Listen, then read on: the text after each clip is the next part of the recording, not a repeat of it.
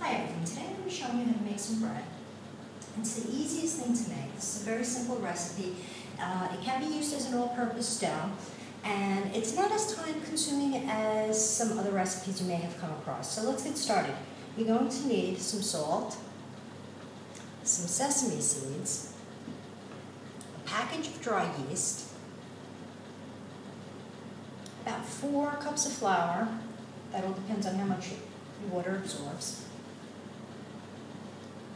2 cups of hot water, and some olive oil. So what we do is we pour in our hot water.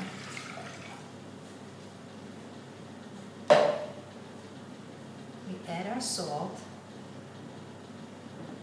We add, I don't really measure things out, I do have a feel for it. So you salt to taste. If you find that your bread doesn't come out as tasteful as you like, just add a little bit more salt next time you make it. This is, we're going to pour in about 2 tablespoonfuls of olive oil.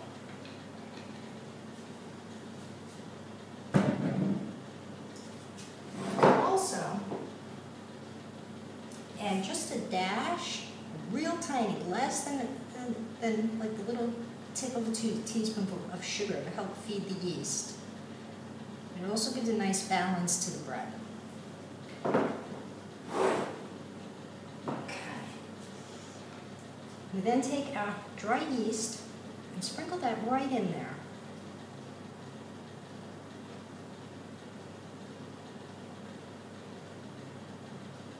A little bit more salt.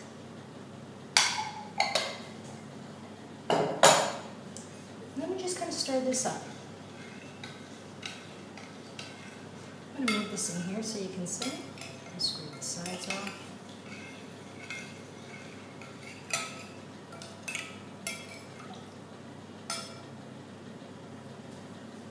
What you have there is the mixture of the olive oil, the salt, the sugar, and the dry yeast with the hot water. I'm going to move this in here so you can get a better look at what we're doing. After that's done, you give it a stir.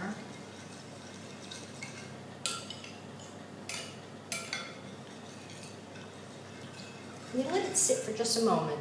You want to let that yeast and that sugar and that salt all mix up and start working there. You want to start that chemical reaction. Just let that sit for a moment.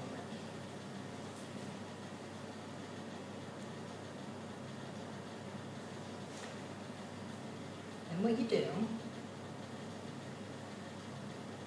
is you take your flour and you start sprinkling it in there. A little stirring. So I'm just going to switch hands here.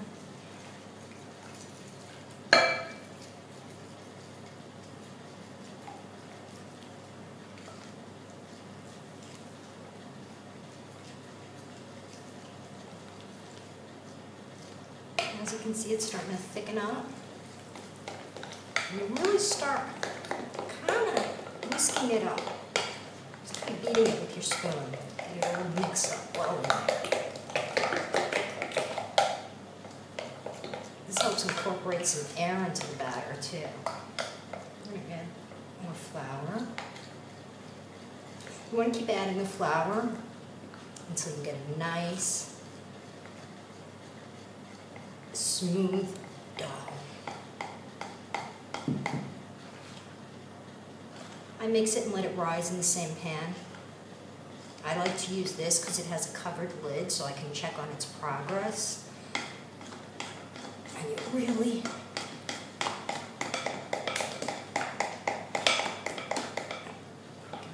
good mixing there. I'm going to need some more flour. Bread baking depends a lot on the weather too, so some days you'll find you'll need a little bit more flour than others, so don't hesitate to adjust as needed. There we go. Okay.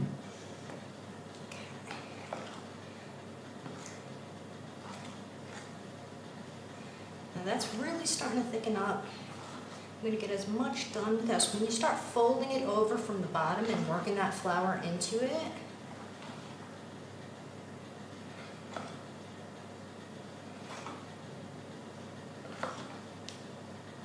kind of like kneading it with a spoon. And as it absorbs it, you add more.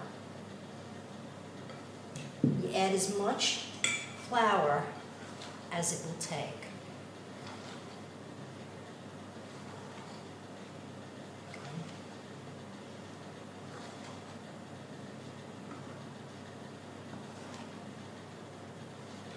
Get the bottom there too, because it tends to stick on the bottom.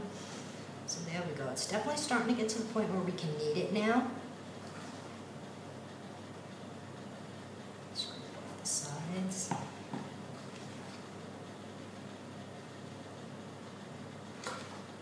Okay, now at this point is where you're going to have to get your hands dirty a little bit. So, we'll set that spoon aside. We add flour because the dough can be rather sticky. And what you do is you just push it all to the center so that you have the flour in the corners to work with, so the dough doesn't stick to your hand, and keep folding that flour into it. Adding more as needed too, of course. And just keep folding it into the center.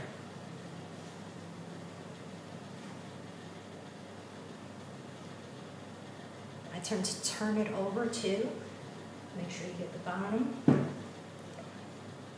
it over again, and again, fold in to the center. Take the outer edges and fold into the center and keep pressing down.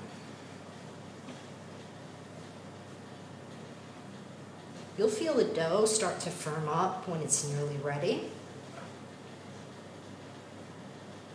we go.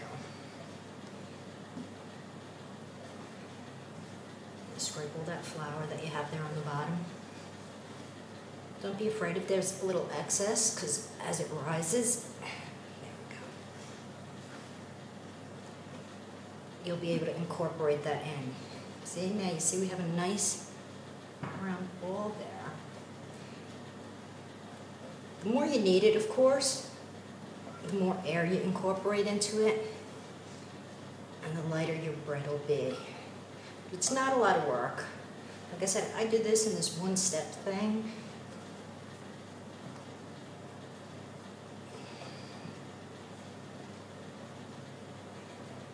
Now, there you have your dough. It's ready for us to let it rise. So we're just going to cover it with this lid. Like I said, I like the glass lid because I can check on the progress and see how it's doing. Also, when you cover it with a cloth, it can occasionally rise too much, stick to the cloth. This is much easier to clean if that happens. So we're going to let that sit. We're going to let that sit for about an hour and a half to 2 hours. That's very weather dependent. Like I said, the weather plays a lot of role in bread baking, the humidity in the air, the altitude, all that. We're going to let this sit for about an hour and a half till it's almost double in size. So it's been about an hour, and our dough is about twice the size. Looks about ready. And we can move on to the next step. What we're going to do here is dust it with a little flour so that it's easier to handle.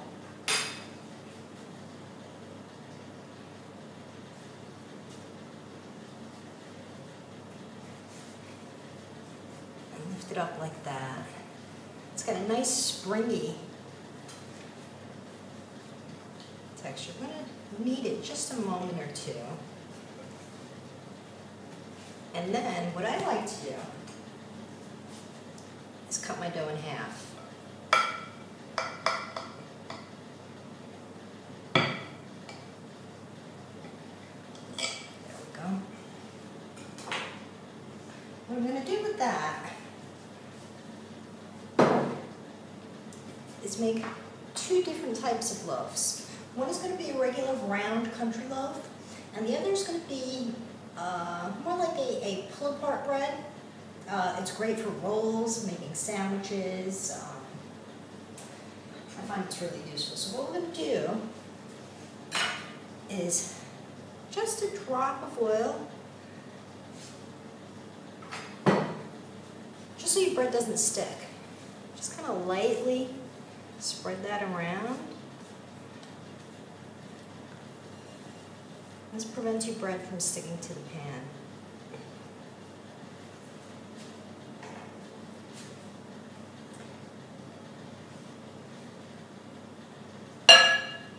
I'm going to take this and make kind of a long log, and I'm going to cut it.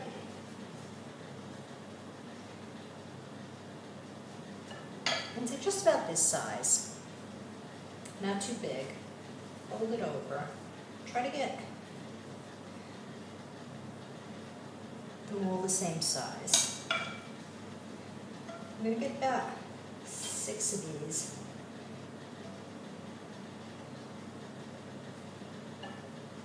Five, actually.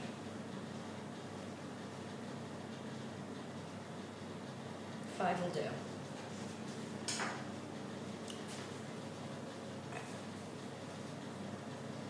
We're going to set them in the pan like so.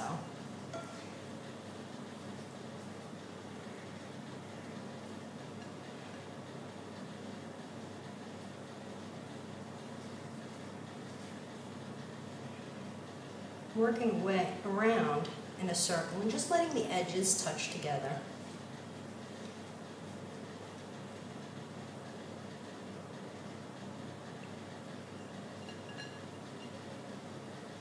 Once that's done, press down on them a bit.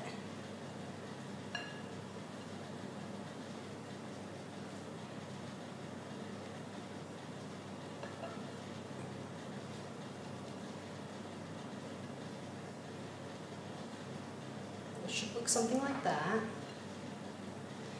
Make sure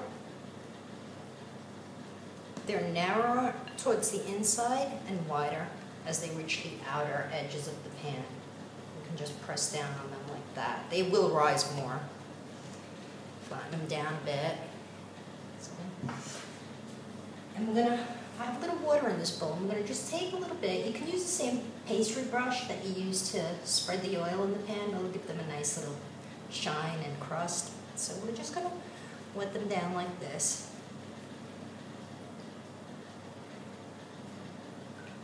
Just very lightly.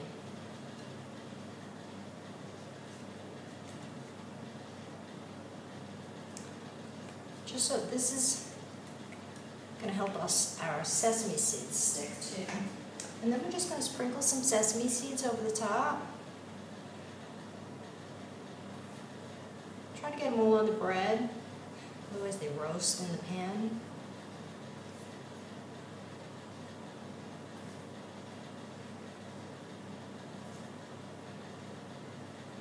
And then pat them down there so they stick to the bread well.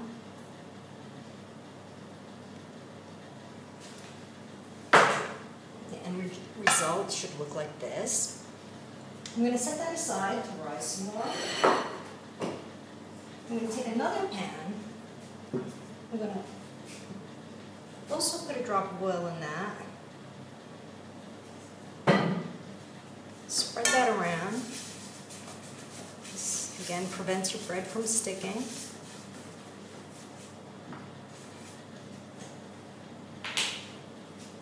Then I'm going to take this second loaf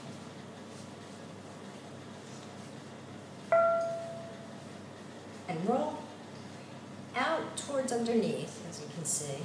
Just keep rolling until it's a nice round ball. I'm going to set it in our pan. I'm going to press down on it. Don't be afraid of your dough. Press down on it. That's going to rise some more, and you should feel the springiness in there too. Okay, once that's nice and round, I'm going to also brush a little water on that.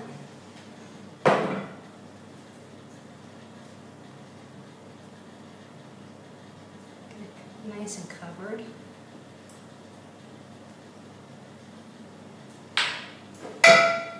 I'm going to take a serrated knife. I'm going to cut across into it. Cut once lengthwise. Not too deep, but deep enough.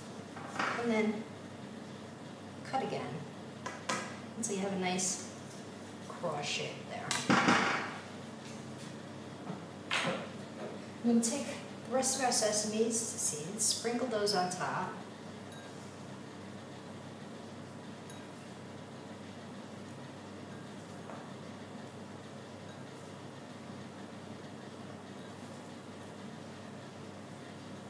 Try to get them again on the bread, working from the center outwards so they don't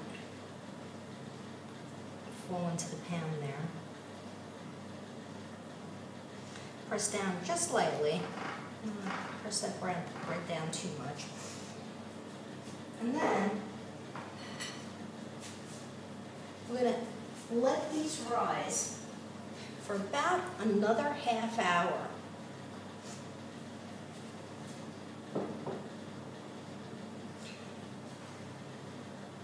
In the meantime, we'll also preheat our oven. So once we come back, these are going to be ready to pop in the oven. So the rising time was basically an hour. We're going to give them another 20 minutes, an hour and 20 minutes, and you're ready to bake your bread. You can also take this dough and pop it in the fridge. It'll keep well overnight. It'll actually keep well. You can just pop it in there, bake it up the next day, the next morning, the next night for dinner. You can keep it in the fridge for a couple of days. It does keep well. It's very versatile. So like I said, we're going to let these rest and rise for another 20 minutes, and we'll be back, pop them in the oven, and we'll have our bread. It's been about 20 minutes. We've preheated the oven to 375. As you can see, I covered these just to help the rising process. Now you don't, at this stage, you don't want to let them rise too much, because as you put them into the oven, the air bubbles, when they hit the heat, might cause your bread to fall. So you don't want to let them rise too much. They're just about double in size, a little less than double in size. And they're ready to go into the oven. Take a look at that. Look at that. We're going to bake them for about 15 to 20 minutes. Until they're golden brown on top. They're just about ready. Not quite yet. I think we need to let them brown just a little bit more. Pop them back in. Okay, it's been 15 minutes. Our bread is out of the oven. This is pretty much as instant gratification as it gets with bread. It's, you know, an hour and 20 minutes of rising time we spent, and maybe another 20 minutes, 10, 15 minutes of prep time. Here's our first loaf. We're going to let that sit on a wire rack and cool. If you don't have a wire rack, what you can do is just lift the bread up, set it on the edge of the pan, let it cool, set it aside to let it cool that way. This is the second loaf. So we baked at the same time. Nice color. We also can just lift that up and set that to cool on the edge of the pan. A wire rack works better. I'm going to let those cool. Here's our finished product. It's nice and cool now. Still on the warm side, but cooled enough to cut. As you can see, these pull apart easily. You just pull them apart like that.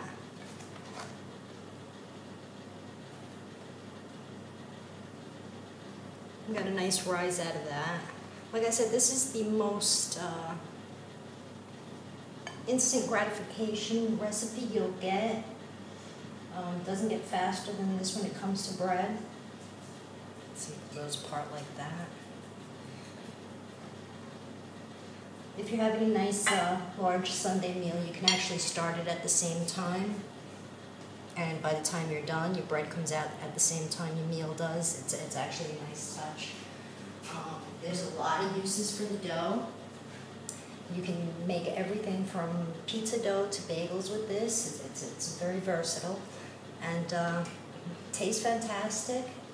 And compared to supermarket bread, it costs pennies per serving, and it's way healthier for you. Your body doesn't have to process all the additives and chemicals that are in the processed bread. It's as healthy as it gets. I'll be making an whole wheat version too. So let's slice into this. You need a serrated knife. And I'm gonna do it this way so you can see. It's a little awkward for me.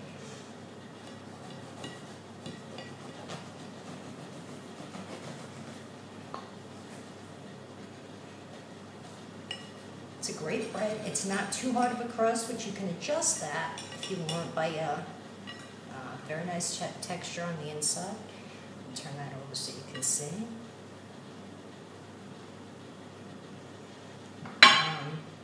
Which sometimes too hard of a crust can be a drawback, I think. So I like this. If you want, you can put a pan of water at the bottom of the oven at the same time that it's cooking, and that'll give you a little bit of a crustier bread.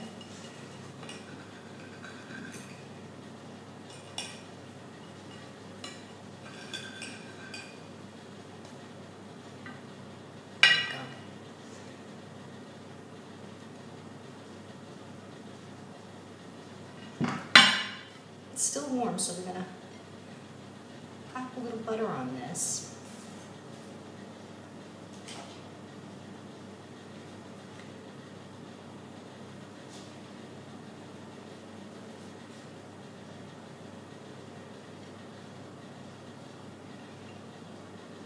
Nothing like warm bread and butter.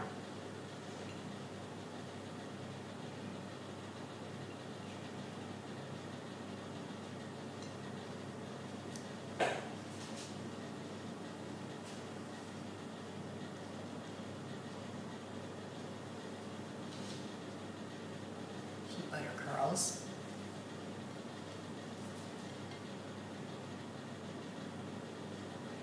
It should melt down.